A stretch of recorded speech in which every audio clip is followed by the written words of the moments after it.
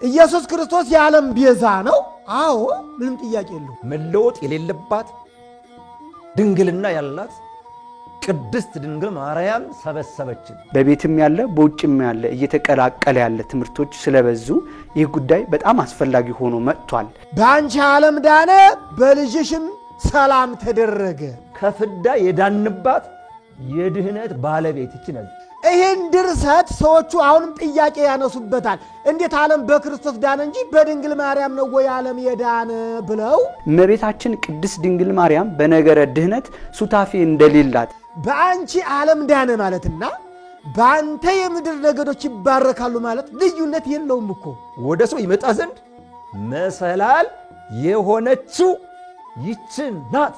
ድንግል ማርያምንም ቤዛ ስትል ለይታ ነው የምትለው። ታውቃለች እኮ ቤተ ክርስቲያናችን። በተነሱት ጉባኤያትም ላይ ነጥረው የወጡ የለዩ ነበሩ። አሁን ግን ያልተለየ በቤታችንም ጭምር እየመጣ ይገኛል። ድንግል ማርያምም የዓለም ቤዛ ትባላለች፣ የዓለም ቤዛ ሆናለች። አዎ እንዴት?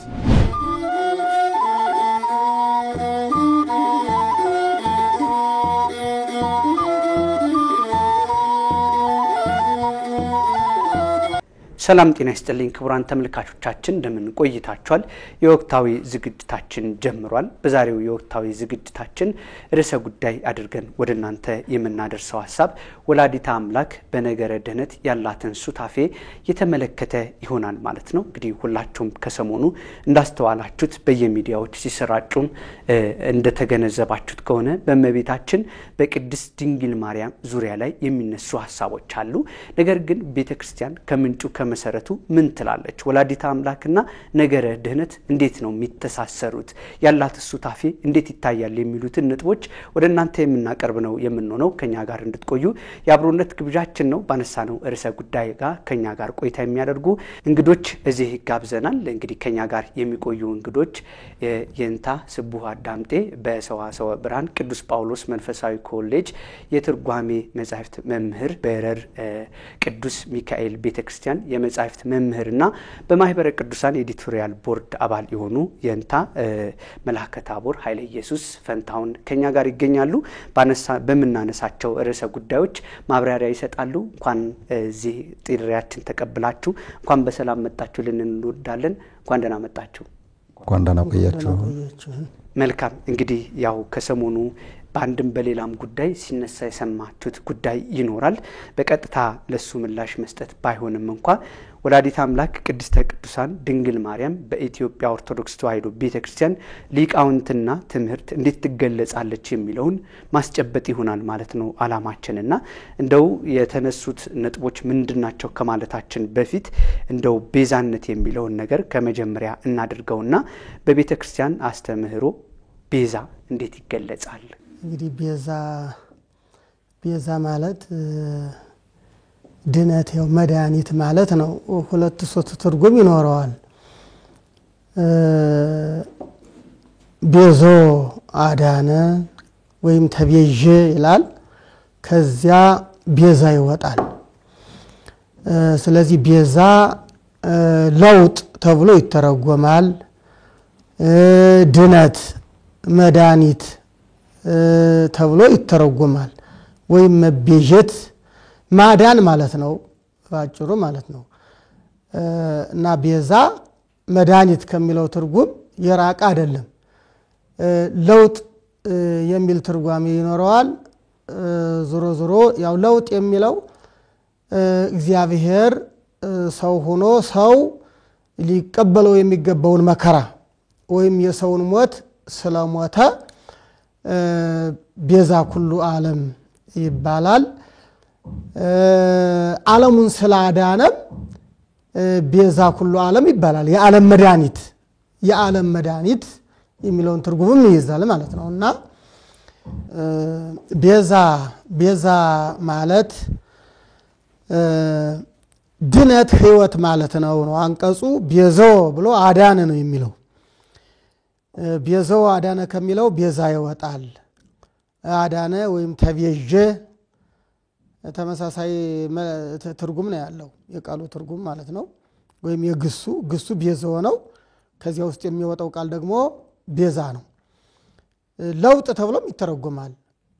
ለውጥ ተብሎ የሚተረጎመው እግዚአብሔር ሰው ሆኖ ሰው ሊቀበለው የሚገባውን መከራ ስለተቀበለ የሰውን ሞት እርሱ ስለሞተ በአዳም ተገብቶ መከራውን ተቀበለ ማለት መከራ መቀበል የሚገባው ኃጢአት የሰራው አዳም ነበር። ግን እግዚአብሔር ሰው ሆኖ አዳም ደካማ ስለሆነ ራሱ የሰራውን ኃጢአት ራሱ ማስተስረይ ባለመቻሉ እግዚአብሔር ሰው ሆኖ የአዳምን ኃጢአት አስተስረየውለታል ወይም ደግሞ ለአዳም መድኃኒት ሆኗል። ለአዳም መድኃኒት የሆነው ደግሞ መከራ ተቀብሎ ነው። አዳም የሚቀበለውን መከራ ተቀበለ ለማለት ቤዛ አዳም ቤዛ ሔዋን ወይም ቤዛ ሁሉ ዓለም አጠቃላይ በአዳምና በሔዋን ምክንያት የአዳምና የሔዋን ልጆች ሰው የተባለው ሁሉ ወደ ኃጢአት ስለገባ ያን ሁሉ ያዳነው ኢየሱስ ክርስቶስ ሰው ሊቀበለው የሚገባውን መከራ ተቀበለ ለማለት ቤዛ ሁሉ ዓለም ይባላል ማለት ነው። ስለዚህ ቤዛ ማለት እንግዲህ መድኃኒት ማለት ነው፣ ሕይወት ማለት ነው። ወይም ደግሞ የአዳምን መከራ ክርስቶስ ተቀበለ ለማለት ነው። እንዲህ አይነት ትርጉም ነው ያለው ነው ቤዛ። ስለዚህ ቤዛው አዳነ ስለሆነ መድኃኒት ተብሎ ይተረጎማል። አሁን እንግዲህ ጥያቄው የተነሳው እመቤታችን ቤዛ ኩሉ ዓለም ትባላለች ወይስ አትባልም የሚለው ላይ ነው። ቤዛ ጌታችን መድኃኒታችን ኢየሱስ ክርስቶስ ነው። መድኃኒት የዓለም መድኃኒት ኢየሱስ ክርስቶስ ነው። ዓለምን ስላዳነ እግዚአብሔር ሰው ሆኖ ዓለምን ካዳነ በኋላ በምድር ላይ ከተገለጠ በኋላ መድኃኔ ዓለም የሚል ስም ተሰጥቶታል። ዓለሙን ያዳነ እየተባለ በዚህ ስም ይጠራል ማለት ነው። እና እንግዲህ መድኃኒት እግዚአብሔር መድኃኒት ራሱ እግዚአብሔር ነው። መድኃኒትነት የእርሱ ሀብት ነው። እርሱ ራሱ ደግሞ ሌላውን መድኃኒት አድርጎ ሰጥቷል ለዓለም ማለት ነው። ሌላውን ደግሞ መድኃኒት አድርጓል። እንግዲህ ከዚህ ላይ ሰፋ አድርገን ምናልባት አሁን የምናየው የቃሉን ፍች ብቻ ስለሆነ ብዙ ላልሄድበት ይችላል ማለት ነው እንጂ ሰፋ ያለ ነገር አለ። እንግዲህ እግዚአብሔር ሁሉ የእርሱ ነው፣ ሁሉ የባህሪው ነው፣ ሁሉ ከእርሱ የተገኘ ነው። ከሌላ የተገኘ ምንም ነገር የለም። የሚታየውም የማይታየውም ከእርሱ የተገኘ ነው። ለሰው ልጅ ያለው ሁሉ በሙሉ የእርሱ ነው፣ የእግዚአብሔር ነው፣ የሰው አይደለም።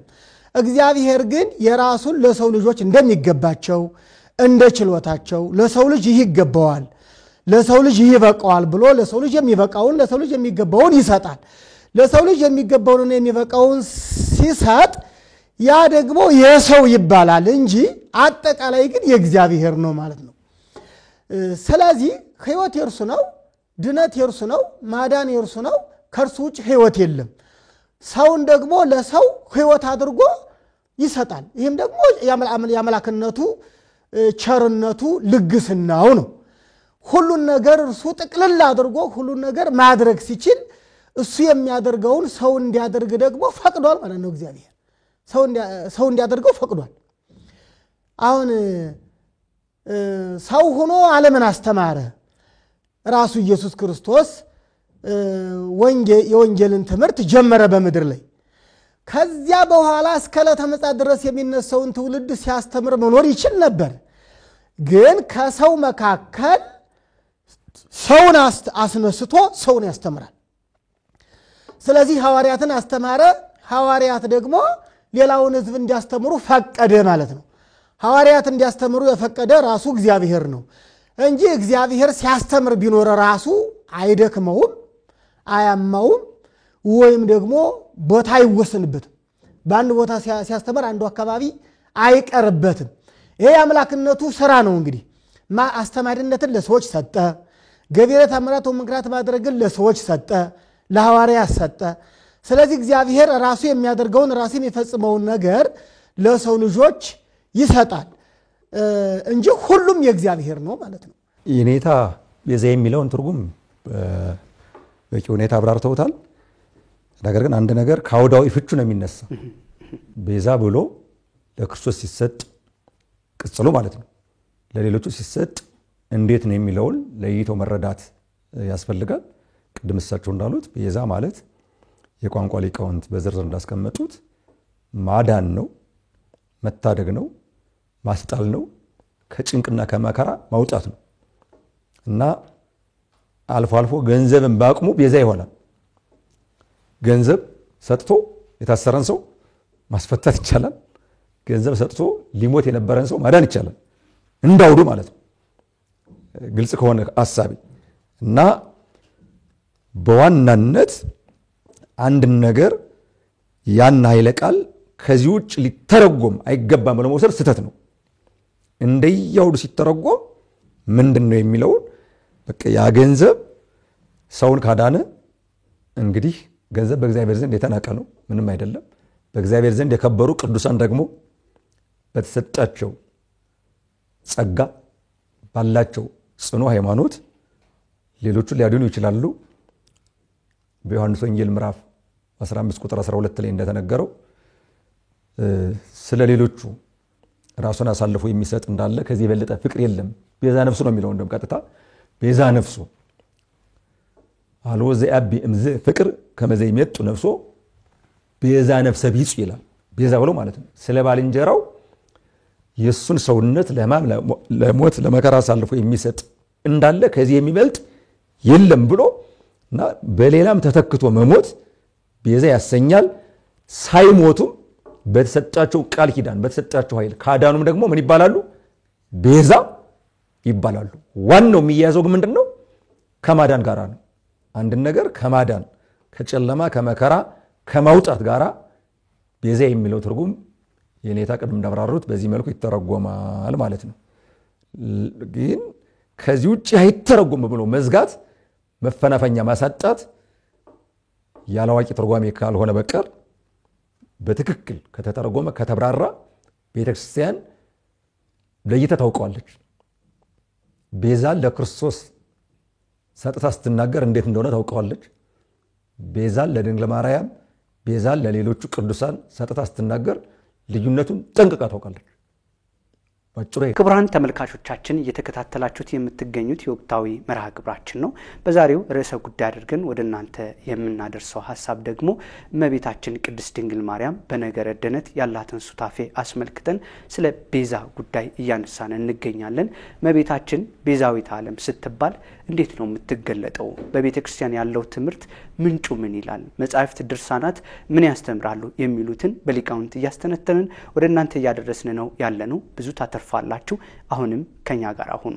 መልካም። እንግዲህ ሌላው እመቤታችን ቅድስት ድንግል ማርያምን የምትነሳበት አማላጅነትና በነገረ ድነት ያላት ሱታፌ እንዴት ነው የሚገለጸው? አሁን አማላጅ ሲባል በቀላሉ አንዱ ስለሌላው መጠየቅ ብቻም ሳይሆን የእመቤታችን አማላጅነት በራሱ ሲነሳ የሷን አማላጅ አይደለችም የሚለው ሐሳብ ለማምጣት ሌሎች ይመቻቸው ዘንድ ክርስቶስን በዛ ቦታ መተካት ይፈልጋሉ። ለስም አጠራሩ ክብር ይግባውና አሁን በቤትም ያለ በውጭም ያለ እየተቀላቀለ ያለ ትምህርቶች ስለበዙ ይህ ጉዳይ በጣም አስፈላጊ ሆኖ መጥቷል። አሁን ላለው ምእመን ይህ ጉዳይ መስማት ስላለበት ነው። እመቤታችን ቅድስት ድንግል ማርያም በነገረ ድህነት ሱታፌ እንደሌላት ልክ አሁን ለፍጡር ይሄ አይሰጥም ተብሎ ሲገፋም ምልከታዎችና እየታዎች በዚህ ውስጥ ምንም አይነት ሱታፌ እንደሌላት የመነጠል ሐሳቦች አሁን ትናንት በመናፍቃን ብቻ ነበረ በተነሱት ጉባኤያትም ላይ ነጥረው የወጡ የለዩ ነበሩ። አሁን ግን ያልተለየ በቤታችንም ጭምር እየመጣ ይገኛልና ይህ ሐሳብ በቤተ ክርስቲያን እንዴት ነው የሚታየው? በመጀመሪያ ትናንት በመናፍቃን ብቻ ነበረ ላልከው ጥያቄውን በማረም ልጀምር። ከቤት ሙሉ ይናገረው ውጭ ሙሉ ይናገረው ኑፋቄ ከሆነ ኑፋቄ ነው። በቃ ልዩነቱ ከውጭ መሆኑና ከውስጥ መሆኑ ነው።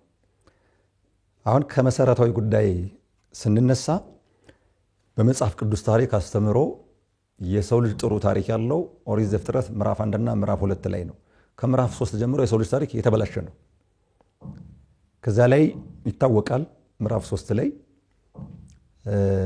ሰይጣን በእባብ ሥጋ ተሰውሮ ሄዶ አዳምና ሔዋንን እንዳሳሳታቸው ግልጽ ነው። እነሱም ምክረ ከይሲን ሰምተው አምላክነትን ሽተው ዕፀ በለስን በልተው ከእግዚአብሔር ጋር እንደተጣሉ ይታወቃል። አዳምና ሔዋን ያችን ዕፀ በለስ በልተው ከእግዚአብሔር ጋር ከተጣሉ በኋላ እግዚአብሔር አምላክ አዳምን ጠይቆታል። ሔዋን ተጠይቃለች። ያልተጠየቀ አንድ ብቻ ነው። እሱም ሊጠየቅ ስለማይገባው ቀጥታ ፍርድ ብቻ ነው የሚገባው እባብ ነው። እና ምዕራፍ 3 ኦሪት ዘፍጥረት ቁጥር 19 ላይ እናንሳ። አዳምን ረግሞታል፣ ሔዋንንም ረግሟታል፣ እባብንም ረግሞታል። አዳምን እየረገመ ከመጣ በኋላ እንደው ሁሉም ቃላት እንዳሉ ሆኖ ወበሃፈ ገጽከ ብላ ህብስተከ እንጀራህን በላብህ በፊትህ ላብ ማለት ወጥተህ ወርደህ ደክመህ ብላ እስከ ትገብ ውስተ መሬት ወደ መሬት እስክትመለስ ድረስ ዘምንያ ወጻይከ ወደ ወጣህባት መሬት ማለት ነው። ከመሬት ነው የተፈጠረው አዳም። እንደገና ወደ መሬት እስከምትመለስ ድረስ በላብህ ወጥተህ ወርደህ ብላ እስመ መሬት አንተ መሬት ነህ። ወውስተ መሬት ትገብ ወደ መሬትነትም ትመለሳለህ አለው። ይህን ቃል የምናገኘው ኦሪት ዘፍጥረት ምዕራፍ 3 ቁጥር 19 ላይ ነው። አሁን አዳም ሞት ተፈረደበት። ወደ መሬትነቱ እንደሚመለስ በግልጽ ኃይለ ቃል እግዚአብሔር ነገረው። ትሞታለህ ያለው ነው። ወደ መሬትነት ትመለሳለህ ማለት ሌላ አይደለም፣ ትሞታለህ ያለው ነው። አፈር ትሆናለህ ያለው ነው። ከዚሁ ምዕራፍ ላይ ቁጥር 20 ላይ እንዲህ ይላል፣ ወሰመየ አዳም ስማ ለብሲቱ ሔዋን። አዳም የሚስቱን ስም ሔዋን ብሎ ጠራት፣ ሔዋን ብሎ አወጣላት። እስመ ይእቲ እሞሙ ለሕያዋን፣ እሷ የሔዋን እናት ናትና ይላል። እንግዲህ አዳም በራሱ ሞት ከተፈረደበት የሞት ምክንያት ደግሞ የሆነችው ዋናዋ ሔዋን ናት። አትሞትም እንዳትባል እንደ ሞተች መጽሐፍ ቅዱስ ይነግረናል። አዳም ሳያውቅ ነው የሔዋን ሁሉ እናት ያላት ወይስ ይህን ቃል የተናገረው ማን ነው? ሙሴ ይህን የጻፈው ከስንት ዘመን በኋላ ተነስቶ ነው። በቀጥታ በትንቢታዊ አነጋገር የሔዋን ሁሉ እናት የሚላት አዳም እመቤታችን ነው። ምንም ያሻማ ጉዳይ አይደለም። ለዚህ ነው ቅዱስ ኤፍሬም ታላቁ ሊቅ እኛ ቅዱሳን ያስተማሩን ሰዎች ነን፣ ብልጣብልጦች አይደሉም። በነገራችን ላይ የቅዱሳን ትምህርት ደግሞ የታመነ የተረጋገጠ ከወርቅ የጠራ ከፀሐይ ያበራ ነው። ቅዱሳን ሲባሉ እነዚያ ቅዱሳን የፕሮቶኮል ቅዱሳን አይደሉም፣ በትክክል ቅዱሳን ናቸው። ተጋድሏቸውን የጨረሱ መናፍቃንን በአደባባይ ተከራክረው የረቱ፣ ቤተክርስቲያንን ከመናፍቃን የጠበቁ ያስጠበቁ፣ ምዕመናንን በሃይማኖት ያጸኑ፣ የመጣባቸውን መከራ ሁሉ በትዕግስት የተቀበሉ ናቸው። ትምህርታችን ሁሉ የቅዱሳን ትምህርት ነው። የቅዱሳን ትምህርት ብቻ አይደለም የሆነው፣ ጸሎት ሆኗል አይደል? ውዳሴ ማርያም ጸሎት ነው። አንቀጸ ብርሃን ጸሎት ነው። መልክአ ማርያም ጸሎት ነው። መልክአ ኢየሱስ ጸሎት ነው። አጠቃላይ የኢትዮጵያ ኦርቶዶክስ ተዋሕዶ ቤተክርስቲያን በቤተክርስቲያን ውስጥ እንዲጸለዩ ቀኖናዊ ውሳኔ የሰጠቻቸው ሁሉ በቅዱሳን የተሰበኩ ለትምህርት ብቻ ሳይሆን ለስብከት ብቻ ሳይሆን ለጸሎት አገልግሎት እንዲውሉ የተደረጉ ናቸው። እና ቅዱስ ኤፍሬም በማክሰኞ ውዳሴ ማርያም 6ኛው ላይ እንዲህ ይላል፣ ተፈስሒ ኦ ቅድስት እሞሙ ለኩሎሙ ሕያዋን፣ የሕያዋን ሁሉ እናታቸው ንዕድ ክብርት እመቤታችን ደስ ይበልሽ ይላታል። አዳም ሔዋንን የሕያዋን ሁሉ እናት ካላት ሔዋን የወለደቻቸው 60 ልጆች ናቸው። መጽሐፈ መቃብያን ቀዳማዊ ምዕራፍ 28 ቁጥር 6 ላይ በግልጽ ተቀምጧል። እስመ አዳም ወለደ 30 አንስተ ወ30 ተባይተ። ቃል በቃ 30 እና 30 ስንት ነው? 60። 60ዎቹን ሊወለዳቸው ከአንዲት ሔዋን ነው። ሌላ ሚስት የለውም አዳም። የሔዋን ደግሞ 60ዎቹ ልጆች ሁሉ ሞተዋል። እሷ ራሷ የሞት ምክንያት የሆነች የመጀመሪያ ልጇ ሁለተኛ ልጇን የገደለባት የተረገመች የተወቀሰች ስትወልድ እንኳን በጭንቅ በምጥ በጋር እንድትወልድ የተፈረደባት የሁሉ ጭንቅ የተፈረደባት ሔዋን እንኳን የሔዋን ሁሉ እናት ልትሆን እሷም ሕያዊት ሆና አልኖረችም። የሔዋን ሁሉ እናት ማን ናት? በሚስጥር ስንል ድንግል ማርያም ናት። ምክንያቱም እንዳልኩት ሔዋን እዛው ላይ ነው ትርጓሜው። ኦሪት ዘፍጥረት እኮ ላይ ያለው ሀተታ አይደለም፣ ገጸ ነው የተቀመጠ ነው። ሔዋን በአዳም ሔዋን ተብላ ከተጠራች በኋላ ትርጓሜው ምንድነው ያለው? እስመ ኢቲ እሞሙ ለሕያዋን የሔዋን ሁሉ እናታቸው ናትና። እነዚህ ሕያዋን እነማን ናቸው? ኢየሱስ ክርስቶስ ሕያው ነው። ድንግል ማርያም ሕያዊት ናት። በኢየሱስ ክርስቶስ የባሕርይ አምላክነት ያመኑ በድንግል ማርያም አማላጅነት ያመኑ ክርስቲያኖች ደግሞ በሥጋ ቢሞቱ ምንድናቸው? ሕያዋን ናቸው። አብርሃምና ይስሐቅ ያዕቆብ በሱ ዘንድ ምንድናቸው የተባሉ? ሕያዋን ናቸው። ለሙሴ ነግሮታል። ኋላም ራሱ ኢየሱስ ክርስቶስ በአጭር ቁመት በጠባብ ደረት ተወስኖ አስተምሮታል። ስለዚህ አሁን ነገረ ድነትን የምንነሳው እዚህ ላይ ነው። በነገራችን ላይ አዳም ሔዋን ምን አላት? ሔዋን ለስም አወጣላት። ትርጓሜው ምንድን ነው? ቅድም ተናግሬዋለሁ። ቀጥሎ ኦሪት ዘጸአት ምዕራፍ 3 ላይ ያለው ቃል በበቂ ሁኔታ ያስረዳናል። ወሃሎ ሙሴ ይርኢ አባጋ ይወትወር ሐሙሁ ምርያም ድያም።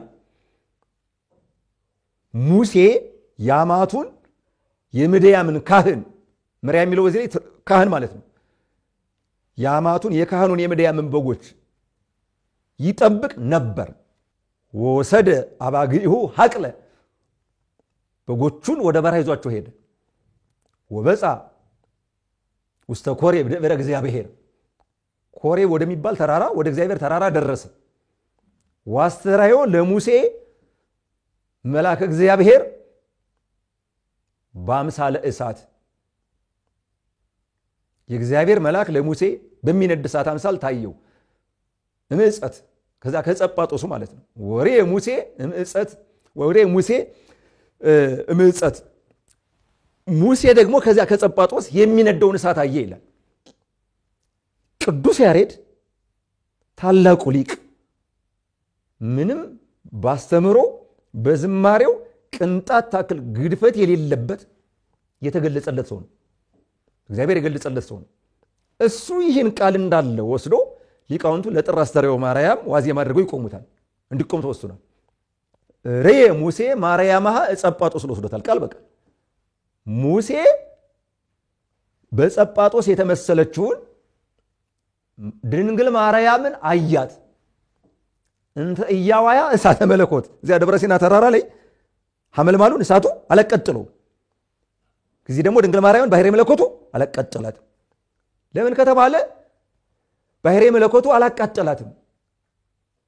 ረደ ሙሴ ወስነ ጠይቆቶ ደብረ ሲና ላይ ያን ሳይ ሙሴ ተንቀጥቅጧል። ምስጢሩን ማወቅ አልቻለም። የረቀቀ ምስጢር ነው። ኃይለ መለኮቱ ዘላይሌው ሀሎ የመለኮቱ ኃይል በሱ ላይ አለና ነበርና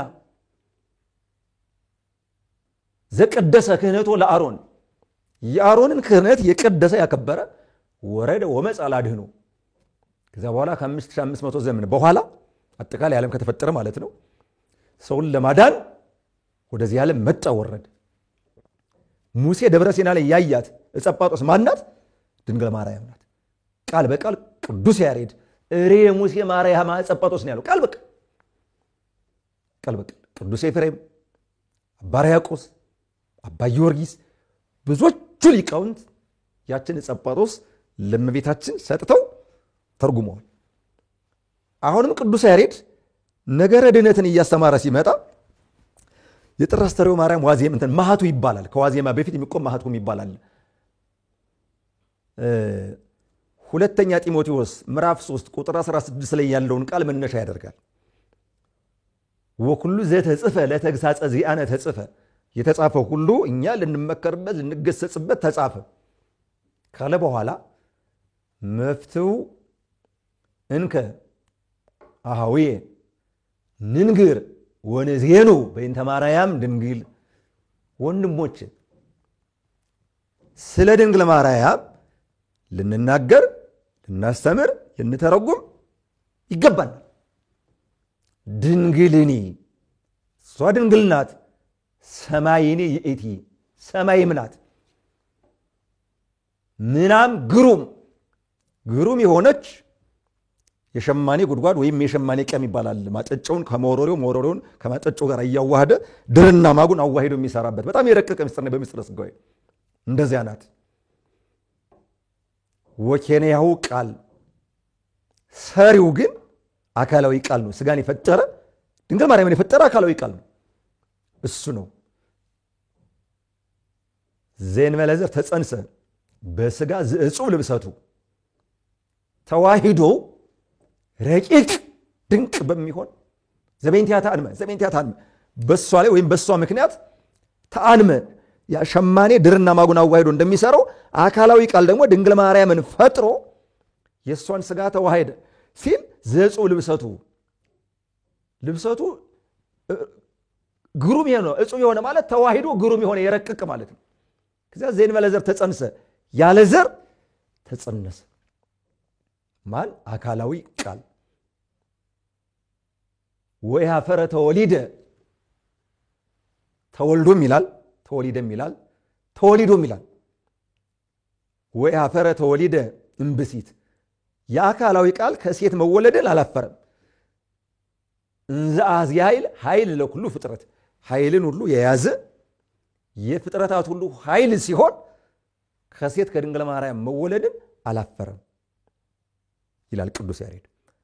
ቅዱስ ኤራቅሊስ የታላቁ ሊቅ 431 ዓመተ ምህረት መስከረም 12 በኤፌሶን በተደረገው ዓለም አቀፍ ጉባኤ ንስጥሮስን የሚያክል ክፉ መናፍቅ ሲነሳም በድንግል ማርያም ላይ ነው የተነሳ። ወላዲተ አምላክ አይደለችም ብሎ ነው የተነሳ።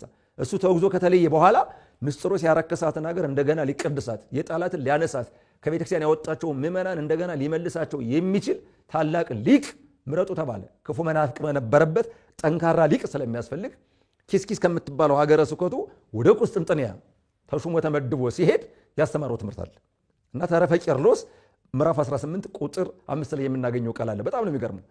አስተጋብአተነ ቅድስት ማርያም ዘኢቲ ንዋየ ድንግልና ዘአልቦ ሙስና ወይም ዘአልባቲ ሙስና መለወጥ የሌለባት ድንግልና ያላት ቅድስት ድንግል ማርያም ሰበሰበችን። ምን አለ? ሰበሰበችን። ወይኢቲ ዘዳግም አዳም ገነት እንተ መንፈስ ንባባ አይምሮ ያላት ያችኛዋ ገነት አትናገርም። አዳምና ሔዋን የነበሩባት ገነት የተባለችው ድንግል ማርያም ትናገራለች። ንባባ አይምሮ ያላት የዳግማዊ አዳም የክርስቶስ መገኛ የምትሆነው ድንግል ማርያም ወይኢቲ ጽምረተ ህላዌ ሁለቱን አንድ ያደረገች ማለት መለኮትና ስጋን በተዋሂዶ አንድ ያደረገች የሚገርም ነው። ወይኢቲ በዓለ መድኃኒት እንተ ተቤዘወተነ ከፍዳ የዳንባት የድህነት ባለቤት ይችላል። የምን ባለቤት? የድህነት እንዴ የድህነት ባለቤት እኮ ነው ያላት። እንዴ ይሄው ቅዱስ ያሬድ ተሳስቷል ነው። እኔ የድህነት ባለቤት የምትሆን የክርስቶስ እናት የሆነች ድንግል ማርያም ሰበሰበችን። ጽር ንጽሕት እንተ ዛቲ ተመራው ቃል ስጋ ቃል የተሞሸረባት ማለት ስጋን የተዋሃደባት አዲስ አዳራሽ እሷ ናት። እንተ በአማን ጸጳጦስ እንተ ባቲ ነፍስ አየው ያኛው ነው መጣ ወእያዋያ እሳተ መለኮት ያቺ ጸጳጦስ የተባለችው ቀጥታ ጸጳጦስ የተባለው በቁሙ ነፍስ የለውም። እውነተኛዋ ጸጳጦስ የተባለችው ድንግል ማርያም ግን ምን አላት? ለባዊት ነፍስ ያለቻት ናት። ባሕርይ መለኮቱ ያላቃጠላት ነባቢት ነፍስ ያለቻት እውነተኛዋ ጸጳጦስ ይቺ ናት። እንተ በአማን ራቃ ደመና ወጾረቶ ምስለ ስጋሃ ለዘመለልተ ኪሩቤል ዘም ሰማይ ንጹህ ዝናብ በኪሩቤል አድሮ ሲሰለስ ሲቀደስ የሚኖረውን ከሰማይ የወረደውን ንጹህ ዝናምን የተሸከመችው ማለት የወለደችው ነፋስ ያላጠቆራት ደመና ድንግል ማርያም ናት። እችም እናትነትን ከድንግልና አስተባባሪ የያዘች ናት። ወኢቲ ኮነት ተንከተመ እግዚአብሔር ኮነት ይላል። የእግዚአብሔር ድልድይ መሰላል ማለት እግዚአብሔር ከሰማይ ወደ ምድር እንዲመጣባት መሰላል የሆነች ይች ናት። ለምን? ሰውን ለማዳን ለትስቢቱ ሰው ለመሆን ሀበሰብ ለትስቢቱ ለህይወት ለሰው ህይወት ሰው ለመሆን ወደ ሰው ይመጣ ዘንድ መሰላል የሆነችው ይች ናት ብሎ በዚህ መልኩ ቅዱስ ያሬድ ገልጦታል። የቅዱስ የመጀመሪያ መጽሐፍ ቅዱስን መነሻ አድርገናል። አዳም ለሔዋን እንዳላት እዛ በኋላ ዘጸአት 3ን አይተናል። ከዛ በኋላ ቅዱስ ያሬድን አይተነዋል። ቅዱስ ያሬድ እንደውም በሚገርም ሁኔታ የገለጸበት አገላለጽ እምነ ፀሐይ የአቢ ብርሃና አንቀጸ አድህኖ አልባቲ ሙስና፣ የድንግል ማርያም ብርሃኗ ከፀሐይ ብርሃን ይበልጣል። ከፀሐይ ይበልጣል ያለ ቀጥታ ከፀሐይ ትበልጣለች። ምን ያሸማቅቃቸዋል? በዓለም ላይ ለዓለም ሁሉ የሚያበራ ማን ነው? ኢየሱስ ክርስቶስ። ለዓለም ሁሉ በስነ ፍጥረት ለዓለም ሁሉ የሚያበራል አይደል? በስነ ፍጥረት ፀሐይ ናት አይደል? የድንግል ማርያም ብርሃንነት ግን ከፀሐይ ብርሃን ደግሞ ይበልጣል። ቀጥሎ ምንድን ነው ያለው? አንቀጸ አድህኖ የድህነት በር ነው ያላታየው። የድህነት በር አልባቲ ሙስና፣ ጥፋት ነውር ነቀፋ ደግሞ የለባትም። በክብር ወበስብሐት ስርግው ስና፣ ደምግበቷ ሁለንተናዋ ማለትም በንጽሐ ሥጋ በንጽሐ ነፍስ በክብርና በምስጋና ያጌጠች ያሸበረቀች የተዋበች ናት። አማን በአማን መሶበ ወርቅ እንተመና፣ እውነት በእውነት መና ያለባት የወርቅ መሶብ ናት ብሎ ድንግል ማርያም በነገረ ድህነት ያላትን ተሳትፎ አባይን በጭልፋ እንደማለት ነውና ከመጽሐፍ ቅዱስ ስንነሳው ተናግሬያለሁ። ወደ ሊቃውን ስንመጣ ተናግሬያለሁ።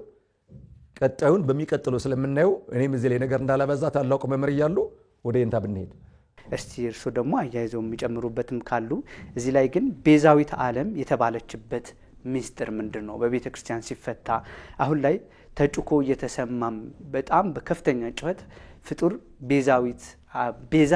ቤዛ ሊባል አይችልም የሚል አሁን ከተገለጸው እውነት ውጪ የሆነም ነገር ተንጸባርቋል፣ በየሚዲያዎችም ተሰራጭቷል። አሁን እንደዚህ አይነት ነገር መረዳቱ የሌለው የቤተ ክርስቲያን ዕውቀት መምህራኖች ያልሰማ ሰው እውነት ነው ብሎ ሌላ ኑፋቄ ሊጀምር ነውና እመቤታችን ቅድስት ድንግል ማርያም ቤዛዊት ዓለም የተባለችበት ሚስጥር እንዴት ነው የሚፍታታው? ቢጨምሩበት እርሶ እዚህ ላይ። እሺ እንግዲህ መነሻው ላይ ቤዛ ማለት መድኃኒት ማለት ነው። ቤዛ እመቤታችን ቅድስት ድንግል ማርያም ቤዛ ኩሉ ዓለም ትባላለች፣ መድኃኒተ ዓለም ትባላለች ነው። አሁን ይህን ጥያቄ ብዙ ሰዎች ይጠይቃሉ። መድኃኒት እኮ ክርስቶስ ነው፣ ለምን እሷ መድኃኒት ትባላለች? ቤዛ ኢየሱስ ክርስቶስ ነው፣ ለምን ቤዛ ትባላለች? በተለይ ቤዛ ከሚለው ላይ ጠንከር ብለው ይጠነክራሉ፣ ይጠይቃሉ ብዙዎች ማለት ነው። እና አንዳንዴ እኔ እንደሚመስለኝ ለኢየሱስ ክርስቶስ የቆምን ይመስላቸዋልና ኢየሱስ ክርስቶስ አምላክነቱ የተቀማ ይመስላቸዋል። ድንግል ማርያም ቤዛ ስለተባለች ወይም ደግሞ መድኃኒት ስለተባለች መድኃኒት እርሱ ነው፣ ዓለምን ያዳነ እርሱ ነው፣ ቤዛም እርሱ ነው፣ ሌላ ቤዛ ለምን ሌላ መድኃኒት የለም ብለው ሲናገሩ ለኢየሱስ ክርስቶስ የቆሙለት ወይም ደግሞ ኢየሱስ ክርስቶስ አምላክነቱ እንዳይቀማ እንደው ጠበቃ የቆሙ ነው የሚመስላቸውና ካለ መረዳት የተነሳ ነው የምለውን አብዛኛው ምስጢሩን ካለማወቅ ካለ መረዳት የተነሳ ነው። በቤተ ክርስቲያናችን ሊቃውንት እመቤታችን ቅድስት ድንግል ማርያም ለቤዛ ምንድነው ኪያቄ ሰናይ ተዘፈጠረ ለቤዛ ዓለሙ እንግዲህ ማይሌስ ሲቆም ከሚደረሱት የእግዚአብሔር መመስገኛ ድርሰቶች አንዱ ነው። ዓለሙን ለማዳን ለዓለሙ ቤዛ ለመሆን አንቺን የፈጠረ የሚል ድርሰት አለ። በነገራችን ላይ ድርሰቶች ከብሉይ ኪዳንና ከሐዲስ ኪዳን ጋር ይስማማሉ። ከብሉይና ከሐዲስ ጋር እንዳይጣሉ እንዳይለያዩ ተደርገው ነው የተደረሱት። ከብሉይ ኪዳን ከሐዲስ ኪዳን ከዋናው መጽሐፍ ጋር የሚጣላ ድርሰት ቢኖር ይታረማል እንጂ እንዲሁ ዝም ብሎ አብሮ አይሄድም። ግን አይጣሉም ነው። ሰው እንዲሁ ሲያነባው ቃሉን ሲናገረው የተጣላ የተለያየ ይመስለዋል እንጂ በምስጢር የተለያየ አይደለም ነው።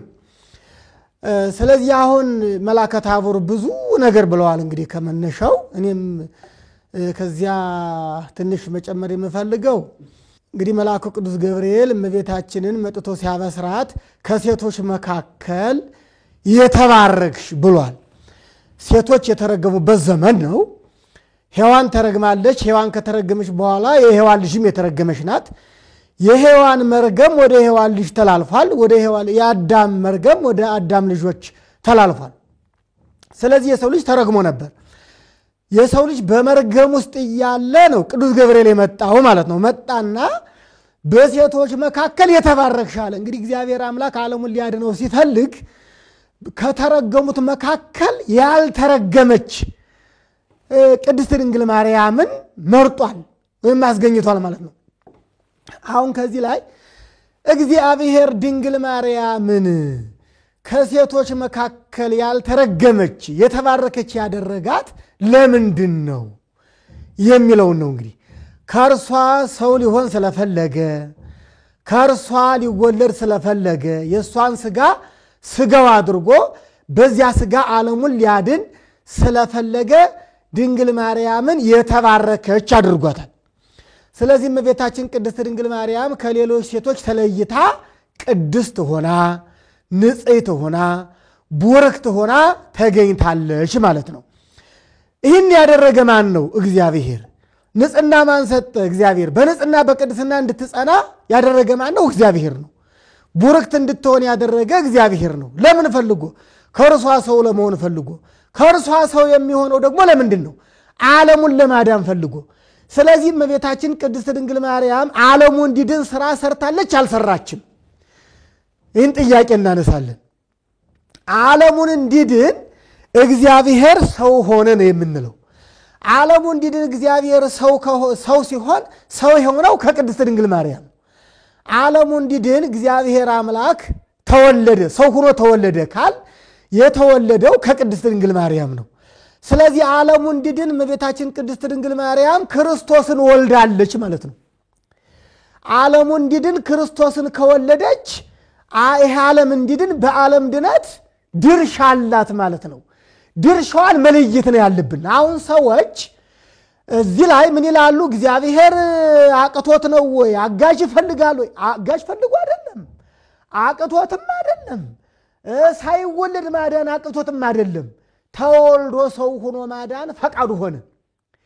ይህ እንግዲህ ምስጢሩ ምንድን ነው ካል ምን ያህል ሰውን እንደሚወደው ዓለሙን እንደሚወደው እንዲገባን እላለሁኝ። እኔ እንደው ሰው ሆኖ ያዳነው ለምንድን ነው ብለው ሰዎች ሲጠይቁ ሰው ሆኖ በያድነን ኑሮ ምን ያህል እንደሚወደን አይገባንም ነበረ።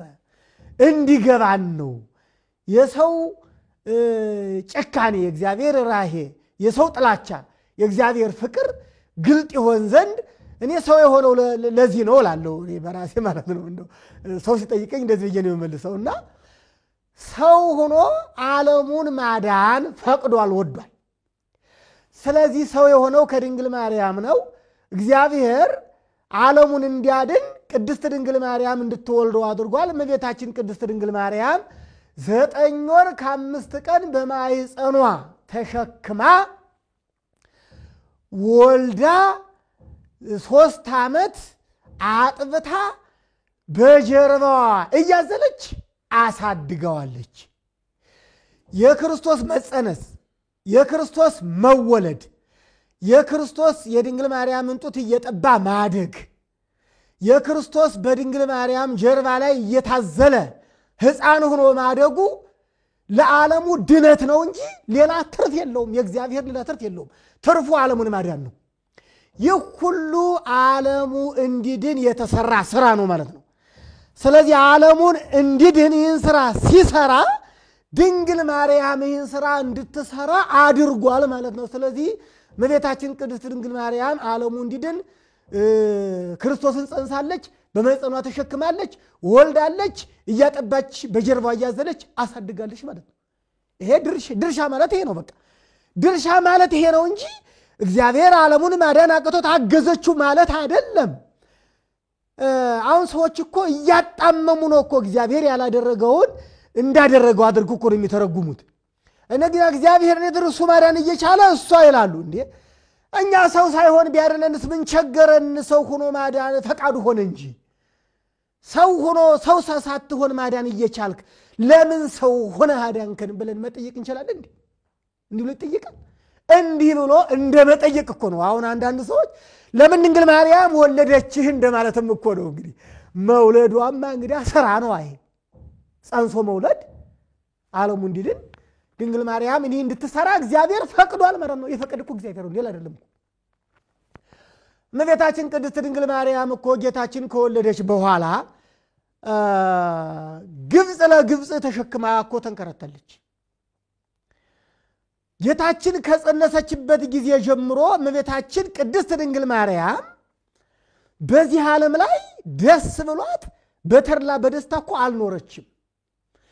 ጌታን ከጸነሰች ጀምሮ ብቻ አይደለም ከተመረጠች ጀምሮ እኮ ሌላው ሰው እንደሚኖረው ድንግል ማርያም አልኖረችም። ለምሳሌ ሕፃናት ከጓደኞቻቸው ጋር እየተጫወቱ ያድጋሉ። ድንግል ማርያም ከጓደኞቿ ጋር እየተጫወተች መች አደገች? ቤተ መቅደስ አደገች እንጂ። ድንግል ማርያም ከሌሎች ልጆች ጋር ከሌሎች ሕፃናት ጋር እንደ ሌሎች ሕፃናት እየሳቀች መች አደገች? ቅዱሳን መላእክት የእግዚአብሔርን ምስጋና እያሰሟት እሷንም ቡርክት አንቲ ብሎ ቅዱስ ገብርኤል ጀምሮታልና ቅዱስ ገብርኤል የጀመረውን ይህንን ቃል በቤተ መቅደስ ቡርክት አንቲ ለዓለም ድነት የተመረጥሽ ዓለሙን ሊያድን አንቺን መረጠ እያሉ ይህንን ቃል አሰሟት እንጂ ድንግል ማርያም እንደ ሌሎቹ ልጆች መች አደገች? ከዚያም በኋላ ስንት መከራ ነው ያሳለፈችው በአይሁድ ዘንድ። ያው በየጊዜው እንተርከዋለን። አሁን ጊዜ ስለማይበቃ ወደዚህ አልሄድም። እንደው ስደቱን ብቻ ላንሳ እስኪ። እመቤታችን ቅድስት ድንግል ማርያም ኢየሱስ ክርስቶስን አዝላ በእግሯ እሾህ እየወጋት እንቅፋት እየመታት ተሰደደች። አሁን ይህ ስደት ከምን መጣ? እግዚአብሔር ሰው ስለሆነ እግዚአብሔር ዓለሙን ለማዳን ፈልጎ ሰው በመሆኑ እርሱን ደግሞ የሚፈልገው ጠላት ስለተነሳ ዲያብሎስ ሊያስገድለው ሄሮድስን ስለቀሰቀሰ ዲያብሎስ ገና በሕፃንነቱ እርሱን አስገድዬ የአዳምን ልጆችና አዳምን ከልጅ ልጆቹ ጋር በሲኦል ይዤ እኖራለሁ ብሎ ስላሰበ በዚህ ምክንያት ዲያብሎስን ቀስቅሶ ነበር። ክርስቶስ ደግሞ ያለ ፈቃዱ ስለማይሞት መሰደድም ደግሞ ፈቃዱ ስለሆነ ተሰዶ ስደትን ሊያስተምረን የክርስትና ሥራ አንዱ ስደት ነውና ሰው ጠላት ሲነሳበት ከጠላቱ መሸሽ እንዲገባው ቦታውን ለቆ መሄድ እንዲገባው ለማስተማር መሰደድ ፈቃዱ ሆነና ተሰደደ። ሲሰደድ እመቤታችን ቅድስት ድንግል ማርያም አዝላው ነው የተሰደደው ማለት ነው። ይሄ እኮ ዓለሙን ለማዳን ከተሰሩ ስራዎች እኮ አንዱ ነው እኮ። ሊቃውንት ምን አሉ? ጌታችን የተሰደደው ስደትን ሊያስተምረን ነው አሉ። እመቤታችን ቅድስት ድንግል ማርያም ደግሞ ለሰማዕታት ስደትን ጀመረች ብለዋል ሊቃውንት። ለክርስቲያኖች ለሚሰደዱ ክርስቲያኖች ጀመረች ስደቱን። ስለዚህ እንደሌሎቹ ሰማዕታት እመቤታችንም በእሾህ እግሯ እየደማ ሰማዕትነትን ተቀበለች። ይህ ሁሉ የሆነው መድኃኔዓለምን ስለወለደች ነው። ይሄ እኮ የዓለም ድነት ሥራ እኮ ነው። እግዚአብሔር ይህን ሥራ እንድትሠራ ፈቅዷል ማለት ነው። ምክንያቱም ኢየሱስ ክርስቶስ ተሰደደ ስንል መሰደዱ የዓለም የድነት ሥራ ስለሆነ ነው። ሊቁ ምንድን ነው ያለው? ጉየተ ሕፃን አጉየዮ ለዲያብሎስ ይላል። ኢየሱስ ክርስቶስ በድንግል ማርያም ጀርባ ላይ ሆኖ ከገሊላ ከኢየሩሳሌም ወደ ግብፅ ሲሰደድ ዲያብሎስ ከሰዎች አይምሮ ከሰዎች ልቡና እየወጣ ተሰደደ ይላል እኮ። ስለዚህ የኢየሱስ ክርስቶስ መሰደድ ዲያብሎስን ማሰደድ ማለት ነው። ዲያብሎስን ማሰደድ ማለት ደግሞ ሰዎችን ነፃ ማውጣት ማለት ነው። ስለዚህ ሰዎች ነፃ እንዲወጡ ኢየሱስ ክርስቶስ ተሰዶ ዲያብሎስ ሲያሰድድ እመቤታችን ቅድስት ድንግል ማርያም የዚህ ሥራ ተሳታፊ ናት ማለት ነው። ኢየሱስ ክርስቶስን አዝላ ተሰዳለች ማለት ነው። ይሄ ነው እንግዲህ የሥራ ድርሻ የድንግል ማርያም የሥራ ድርሻ ምንድን ነው ካል ይሄ ነው እኮ ኢየሱስ ክርስቶስን ወልዳ ለዓለም መስዋዕት እንዲሆን ያደረገች እመቤታችን ናት። ፈቃዱ የእግዚአብሔር ሆኖ የአብ የወልድ የመንፈስ ቅዱስ ፈቃዱ ሆኖ የአብ የወልድ መንፈስ ቅዱስ ፈቃድ ግን ድንግል ማርያም እንድትሰራው ነው። ይህን መዘንጋት የለብንም ማለት ነው። የዓለም ድነት የክርስቶስ መከራ መቀበል የአብ የወልድ የመንፈስ ቅዱስ ፈቃድ ነው ስንል እመቤታችን ቅድስት ድንግል ማርያም ደግሞ ይህን እንድታከናውነው አብ ወልድ መንፈስ ቅዱስ ፈቅደዋል ማለት ነው። ስለዚህ አብ ወልድ መንፈስ ቅዱስ ፈቅደው እንድትሰራ ካደረጉ ማለት ነው እመቤታችን የቅድስት ድንግል ማርያም ድርሻ የላትም ማለት ይቻላል ወይ ነው? እግዚአብሔር ድርሻሽ ይሄ ነው ካለ ድርሻዋን ከሰጠ እኛ ድርሻ የለሽም ማለት እንችላለን? አንችልም። ስለዚህ የቤተ ክርስቲያናችን ሊቃውንት ይህንን መሰረት ያደርጉና ብኪ ድነ ዓለም ወበወልድኪ ኮነ ሰላም ይላሉ። የኪዳን ሰላም በአንቺ ዓለም ዳነ በልጅሽም ሰላም ተደረገ። ይህን ድርሰት ሰዎቹ አሁንም ጥያቄ ያነሱበታል። እንዴት ዓለም በክርስቶስ ዳነ እንጂ በድንግል ማርያም ነው ወይ ዓለም የዳነ ብለው ይጠይቃል። እኔ ሰዎቹ ለምን ይጠይቃሉ ስል መጽሐፍ ቅዱስ ላይ ስላልተጻፈ ይመስለኛል የሚጠይቁት። መጽሐፍ ቅዱስ ይህን የመሰለ ቃል ስላለ ነው። ምን የሚል ቃል ነው?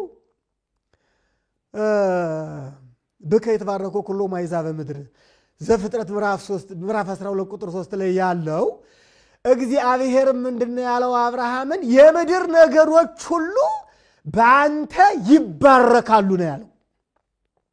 እስኪ አሁን ይህን ቃል ብኪ ድነ ዓለም የሚለውንና የምድር ነገዶች ሁሉ በአንተ ይባረካሉ ተብሎ ዘፍጥረት 12:3 ላይ የተጻፈውን እስቲ ሁለቱን እንየው ጥሩ አድርገን። የምድር ነገዶች ሁሉ በአንተ ይባረካሉ የተባለ አብርሃም ነው። በእውነት የምድር ነገዶችን የባረካቸው አብርሃም ነው ወይ? በምድር ላይ ያሉ ሰዎችን የሚቀድስ አብርሃም ነው ወይ? ለሰዎች በረከት ቅድስና የሆነው አብርሃም ነው ወይ? አይደለም። መጽሐፍ ምን እያለ ነው? ካንተ ዘር እግዚአብሔር ሰው ሆኖ ይወለዳል። ካንተ ዘር በተወለደው በክርስቶስ ዓለም ይቀደሳል። ስለዚህ ከአብርሃም ዘር ክርስቶስ ተወልዶ ዓለም እንዲድን አብርሃም ሆይ የምድር ነገዶች በአንተ ይባረካሉ ተባለ። ጠያቂዎች ግን ይህን ሲጠይቁ ሰምቼ አላውቅም። ለምን ነው ይህን የጠይቁት? በአብርሃም ነው እንዲህ ዓለም የተባረከው፣ በአብርሃም ነው እንዲህ ዓለም የተቀደሰው ብለው የማይጠይቁ ለምንድን ነው? ይሄ ከመጽሐፍ ቅዱስ ስለተጻፈ መሰለኝ። ብኪ ድነ ዓለም ያለው የቅዱሳን ድርሰት ስለሆነ መሰለኝ ጥያቄው ላይ የሚያተኩሩበት ይህ ስለሆነ ይመስለኛል እንጂ በአንቺ ዓለም ዳነ ማለትና በአንተ የምድር ነገዶች ይባረካሉ ማለት ልዩነት የለውም እኮ። እንግዲህ አብርሃም ከእርሱ እግዚአብሔር ሰው ሆኖ ዓለሙን ሊባርከው ስለሆነ በአንተ ይባረካል ዓለም ይባረካል ተባለ። ድንግል ማርያምስ ብኪ ድነ ዓለም ማለት ምን ማለት ነው? ክርስቶስ ከአንቺ ተወልዶ ክርስቶስ ከስጋሽ ስጋ ከነፍሲ ነፍስ ነስቶ ሰው ሆኖ በአንቺ ማኅፀን 9 ወር ከ5 ቀን ተወስኖ በአንቺ ጀርባ ታዝሎ ወደ ግብፅ ወርዶ ዓለሙን አድኗል። ስለዚህ ክርስቶስን ወልደሽ ክርስቶስ ዓለም ስለዳነ በአንቺ ማለት እኮ አንቺ ክርስቶስን በመውለድሽ አንቺ ክርስቶስን እያጠባሽ በማሳደግሽ ዓለም ዳነ ማለት እኮ ነው። ታዲያ ይሄ ምን ተቃርኖ አለው ነው? ከዋናው ከመጽሐፍ ቅዱስ ጋር አብሮ የሚሄድ ነው።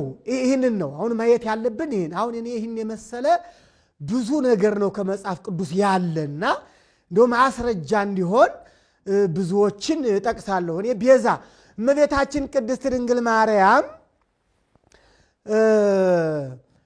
ለምን የዓለም ቤዛ ትባላለች?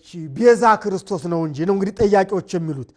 እኛ ደግሞ ቅድም መላከ ታቦር እንዳሉት ቤተ ክርስቲያናችን ክርስቶስንም ቤዛ ስትል ድንግል ማርያምንም ቤዛ ስትል ለይታ ነው የምትለው። ታውቃለች እኮ ቤተ ክርስቲያናችን የክርስቶስን ቀምታ አይደለም። የክርስቶስን ቤዛነት መቀማት ነው ወይም ደግሞ የክርስቶስ ተገዳዳሪ መሆን ነው ይላሉ ሰዎቹ። አሁን እዚህ ላይ መጽሐፍ ቅዱስ ሌላ እናምጣ። ሰዎቹ ጥያቄ አድርገው ያነሱትም እንጂ ብዙ ጊዜ የሚጠይቁ ድንግል ማርያም ላይ ስለሆነ ነው እንጂ ሌላ እናምጣ። ለምሳሌ ኢየሱስ ክርስቶስ አነ ውእቱ ብርሃኑ ለዓለም አለ። እኔ የዓለም ብርሃን ነኝ። ሐዋርያትን ምን አላቸው? አንተሙ ውእቱ ብርሃኑ ለዓለም። በዮሐንስ ወንጌል ምዕራፍ 9 ላይ አነ ውእቱ ብርሃኑ ለዓለም የዓለም ብርሃን እኔ ነኝ አለ። በማቴዎስ ወንጌል ምዕራፍ 5 ላይ ቁጥር 13 እና 14 ላይ አንተሙ ውእቱ ብርሃኑ ለዓለም። አሁን የዓለም ብርሃን ማን ነው ብለን ብንጠይቅ ሰዎች ምን ብለው ሊመልሱ ይችላሉ? ኢየሱስ ክርስቶስ እኔ የዓለም ብርሃን ነኝ ብሏል። እንደገና ሐዋርያትን ደግሞ የዓለም ብርሃን ናችሁ ብሏል። የዓለም ብርሃን ማን ነው? ኢየሱስ ክርስቶስ እንግዲህ እኔ ብርሃን ነኝ የዓለም ራሱ ነው። የዓለም ብርሃን ናችሁ የዓለም ራሱ ነው። እችን ጠያቂዎቹ አይጠይቋትም። ምስጢር አይመረምሩማ። መመርመር አይፈልጉም። የሚፈልጉት ወይ መንቀፍ፣ መቃወም፣ ተቃራኒ የሆነ ቃል መናገር፣ ሰውን ማጠራጠር፣ ተረጋግቶ ሰው እንዳይጸልይ ልቡናው እንዲወጣ እንዲወርድ ሌላ ነገር እንዲያስብ ማድረግ እንጂ መመርመር ቢሆን ኑሮ መጀመሪያ ይሄን መመርመር እኮ ያስፈልጋል። አሁን እዚህ ላይ እኔ ሁለቱን አንድ አድርጌ ነው የምወስደው። ኢየሱስ ክርስቶስ የዓለም ቤዛ ነው። አዎ ምንም ጥያቄ የለውም። ድንግል ማርያምም የዓለም ቤዛ ትባላለች፣ የዓለም ቤዛ ሆናለች። አዎ እንዴት? ሐዋርያትም የዓለም ብርሃን ተብለዋል። በትርጉም ነው የምንለየው ነው በትርጉም። አሁን ክርስቶስ የዓለም ብርሃን ሲባል ምን ማለት ነው? የብርሃን ባለቤት እሱ ነው። የብርሃን ምንጭ እርሱ ነው። ብርሃን እርሱ ነው። ብርሃን እርሱ ሆኖ ብርሃን ከእርሱ ተገኝቶ ለሌላ ይሰጣል። እርሱ የብርሃን ባለቤት ሆኖ ብርሃንን ለሌላው ይሰጣል። ስለዚህ ክርስቶስ የዓለም ብርሃን ነው ስንል የብርሃን ባለቤት፣ የብርሃን ምንጭ፣ ብርሃን የባህሪው የሆነ ብለን እንተረጉመዋለን። ሐዋርያትን የዓለም ብርሃን ናችሁ ሲል ደግሞ እዚህ ላይ በትርጉም እንለየዋለን።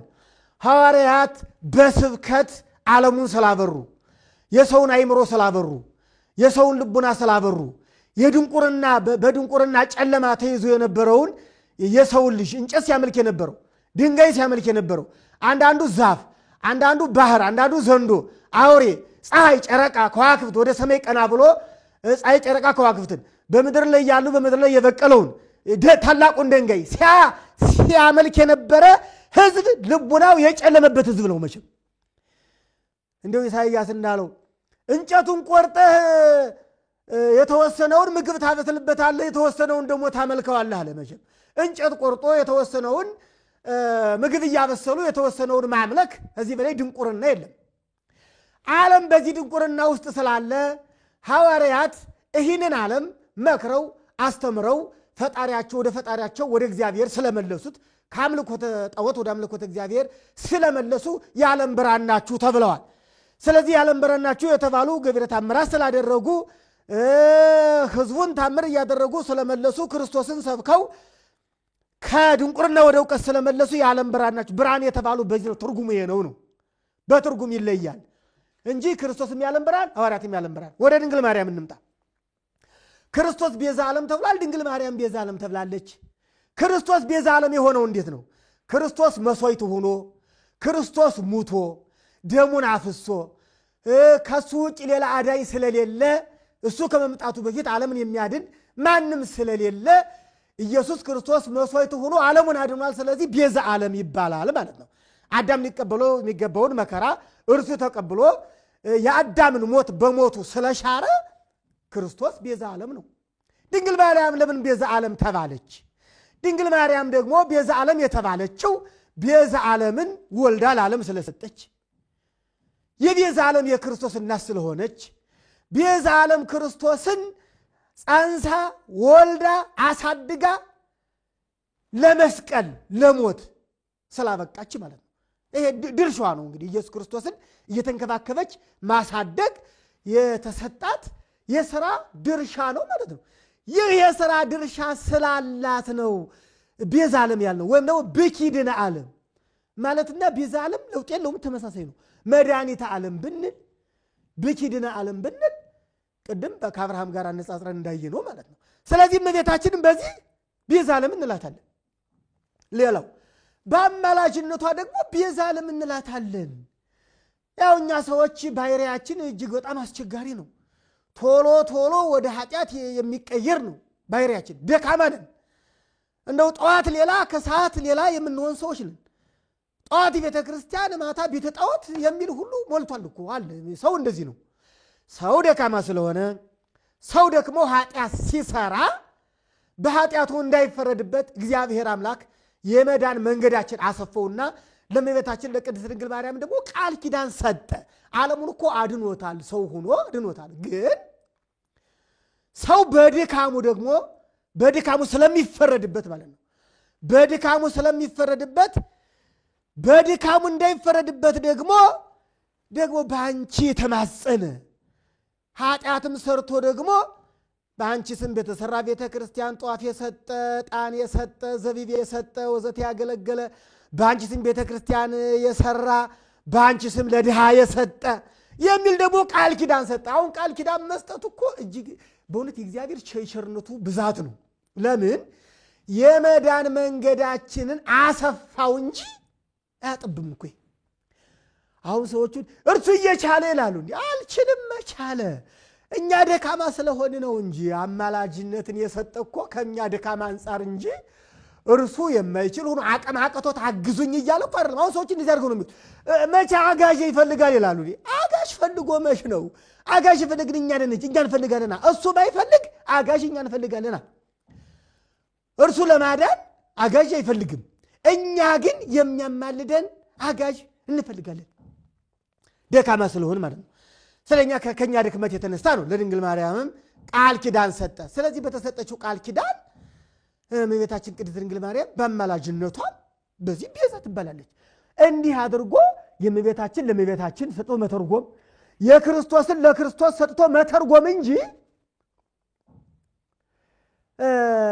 እንደ ህዝቡን ወዲያና ወዲህ ማወጀናበር በእውነት ጥሩ አይደለም። እንደው የህዝቡን ልቦና ነፋስ እንደነካው ሸምበቆ ማወዛወዝ ነፋስ እንደነካው ሸምበቆ ነፋስ የሚያወዛውዘው ሸምበቆ ትመለከታላችሁ አለ ኢየሱስ ክርስቶስ። ሸምበቆ ረጅም ነው፣ ነፋስ ሲነካው አንዴ ወደዚህ አንዴ ወደዚያ ነውና አንዴ ወደዚህ አንዴ ወደዚያ። እኔ ይመስለኛል ውዳሴ ማርያም መድገም ስላቃተን ይመስለኛል። እንደው ሰው እንጂ አባቶቻችን በእውነት ጥሩ አድርገው አስቀምጠዋል እኮ የነሱን ከነሱኛ አንሻልም። እንደው አንድ የምናምነው ነገር እንደው በስጋዊነት እኛ የባስን ነን፣ በመንፈሳዊነት እነሱ ይሻላሉ። አይምሯቸውን ለመንፈሳዊ ዕውቀት በመስጠት እነሱ ይበልጣሉ። እኛ ጆሮአችን የሚሰማው ብዙ ነው፣ አይናችን የሚያየው ብዙ ነው፣ በከፊል ነው እኛ የምንመረምረው። አባቶቻችን 100% ነው የመረመሩ፣ እኛ 50% እንኳን አንመረምርምና ከነሱ የተሻለ የሚመስለው ሰው አለ አይደለም።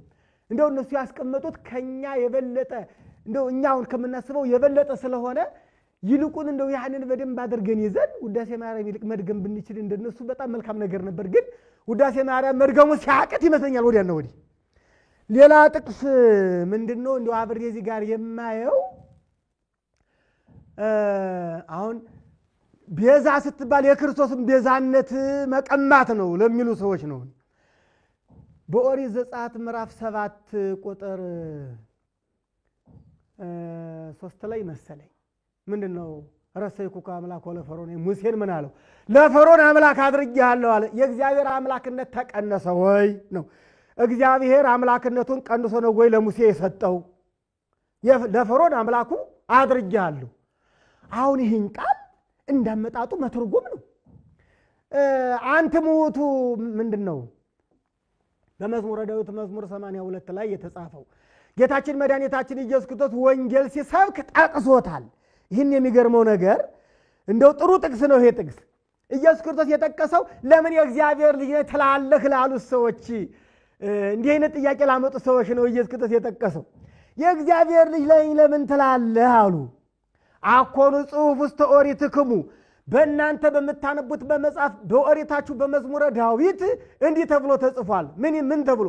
አንሰ እቤ አማልክት አንትሙ እኔ አማልክት ብያቸዋለሁ ተብሎ ተጽፏል አለ ኢየሱስ ክርስቶስ። አስረዳኮ ይልና አብራራው። እንደውም ኢየሱስ ክርስቶስ የእግዚአብሔር ቃል የመጣላቸውን እነዚያን አማልክት ካላቸው አለ ነቢያት ናቸው አማልክት የተባሉት።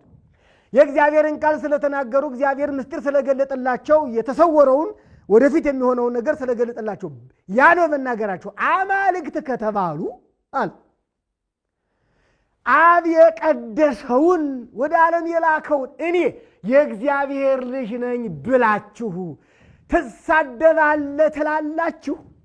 የእግዚአብሔር ልጅ ነኝ ማለት ስድብ አይደለም ማለት እንኳን እኔ በእውነት የእግዚአብሔር ልጅ የሆንኩት ነቢያት እንኳን ትንቢት ስለተናገሩ አማልክት ተብለዋል።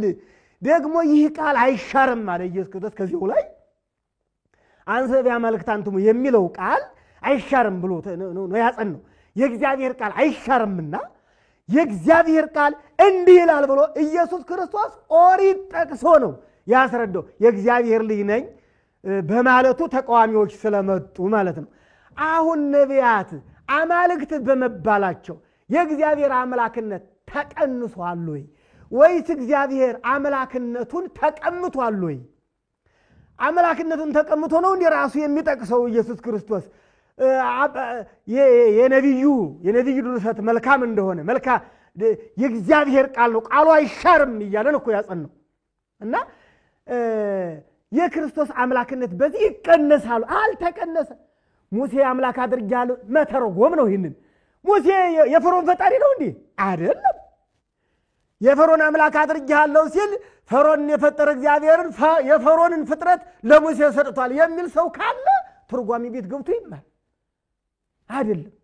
በሙሴ ፊት ድንቅ ስራ ስለሰራ በሙሴ ፊት አምላክ የሚሰራውን ድንቅ የሆነ ስራ የሰው ልጅ በተለምዶ በተፈጥሮ በተሰጠው ጸጋ የማይሰራውን ድንቅ የሆነ ስራ ሙሴ ስለሚሰራ ለፈርዖን አምላክ አድርጋለሁ አሁን አምላክ አድርጋለሁ ስለ ድንቅ ስራው ነው ብለን መውሰድ ይሄ ነው መተርጎም ያለበት። ይሄ ነቢያት አማልክት ናቸው ሲባል እነ ኤልያስ ሰማይን ዘግተዋል፣ ሰማይን ከፍተዋል። 3 ዓመት ከ6 ወር ዝናብ እንደዘነበ አደረገ ኤልያስ። ይሄ የአምላክ ስራ ነው። በተፈጥሮ የተሰጠው ክረምትና በጋ እየተፈራረቀ ክረምት ሲመጣ ይዘንባል፣ በጋ ሲመጣ ደግሞ ፀሐይ ይሆናል። ይሄ የተፈጥሮ ጸጋ ነው። ታምር ድንቅ ስራ የምንለው ከተፈጥሮ ውጭ ነው። ኤልያስ በተፈጥሮ ከተሰጠው ጸጋ ውጪ 3 ዓመት ከ6 ወር ዝናብ እንደዘንብ አድርጓል በጸሎቱ። በኋላም ደግሞ ጸልዮ ዝናብ እንዲዘንብ አድርጓል። አሁን ይሄ የአምላክነት ስራ ነው። ይህን የአምላክነት ስራ ኤልያስ እንዲሰራ እግዚአብሔር አምላክ ፈቀደ፣ ሰጠ። ስለዚህ ኤልያስ ያገኘው ይህን በጸጋ ነው፣ ከእግዚአብሔር ተሰጥቶት ነው። የባህሪው አይደለም የኤልያስ ከእግዚአብሔር ተሰጥቶ መለየት እንዲህ አድርጎ ነው። ለነቢያት የተሰጠው አማልክት ናቸው ሲባል ድንቅ ስራ ተሰራላቸው። ይህን ደግሞ የሰጣቸው እግዚአብሔር ነው እንጂ የባህሪያቸው አይደለም ብሎ መለየት ለይቶ መተርጎም ነው። እግዚአብሔር አምላክ ግን የሚሰራው ስራ ሁሉ የራሱ ነው። ከማንም አልተሰጠም፣ ከማንም አልተቀበለም፣ ከማንም አልተዋሰም። ጸጋ የሰጠው የለም፣ ሰጭ እንጂ እሱ ተቀባይ አይደለም። እግዚአብሔርን እንዲህ አድርገን መለየት አለብን። ፍጡራንን ደግሞ መለየት። አሁን ኢየሱስ ክርስቶስ በዮሐንስ ወንጌል ምዕራፍ 20 ላይ ምን አለ? ወደ አባቴና ወደ አባታችሁ አርጋለሁ የሚል ቃል አለ። አሁን ወደ አባቴና ወደ አባታችሁ እግዚአብሔር አብ የሱ አባት የኛ አባት እንደሆነ ገልጧል። እንዴት ነው አሁን እዚህ ላይ እኩል ነን ኢየሱስ ክርስቶስ ጋር ሊል ነው ይሄን የሚያረብሰው? ይሄው በቃ አባታችን አንድ ነው የተናገረም ኢየሱስ ክርስቶስ ነው። ወደ አባቴ ወደ አባታችሁ ብሏል። ከእርሱ ጋር እኩል ነን ሊል ነው ማለት ነው። እቺ ቃል ይዞ ወደ አባቴ ሲል እግዚአብሔር አብ የኢየሱስ ክርስቶስ አባት የሆነው እንዴት ነው ስንል የባህሪው አባቱ ነው። የባህሪው አባት ማለት የእግዚአብሔር አብ ባህሪ የወልድም ባህሪ ነው ማለት ነው። እግዚአብሔር አብ በባህሪው በዓለም ሙሉ ነው፣ ወልድም ሙሉ ነው። እግዚአብሔር አብ ሙሉ ነው፣ ወልድም ሙሉ ነው። እግዚአብሔር አብ ሕያው ነው፣ እግዚአብሔር ወልድም ሕያው ነው። እግዚአብሔር አብ ሞታንን ያስነሳል፣ እግዚአብሔር ወልድም ሞታንን ያስነሳል። ለራሱ በዮሐንስ ወንጌል ምዕራፍ 5 ላይ እንደተናገረ ማለት ነው። የባህሪ የምንለው ለዚህ ነው። እኛ የእግዚአብሔር ልጆች ስንባል ደግሞ የጸጋንን እንዲህ አድርጎ ለይቶ መተርጎም ያስፈልጋል። የጸጋ ማለት ምን ማለት? እንደ እግዚአብሔር ሙሉ ነን እንዴ? አይደለንም። እንደ እግዚአብሔር ለዘላለም ሕያው እንኖራለን አይደለንም። እኛ ሞት አለብን። እርሱም እኛን መስሎ ነው የሞተው ኢየሱስ ክርስቶስ እንጂ በባህሪው ሞት የለበትም። ታዲያ እኛ ደነ ልጆች ሆነው የኛ የጸጋ ነው፣ የሱ የባህሪ ነው። እያንዳንዱ ቃል እኮ መብራራት አለበት፣ መተርጎም አለበት። ሐሳቡ የተለየ ነው እኮ አንድ አይነት አይደለም። ዝም ብሎ ቃሉ ሲነገር ብቻ ያችን አንጠልጥሎ መሮጥ በእውነት ወደ ገደል እኮ ይከታል። ገደል ይገባል እኮ ሰው ዝም ብሎ አንጠልጥሎ የሚሄድ ከሆነ እና እያንዳንዱ የመጽሐፍ ቅዱስ ቃል ትርጉም አለው፣ እንደዚህ ይብራራል።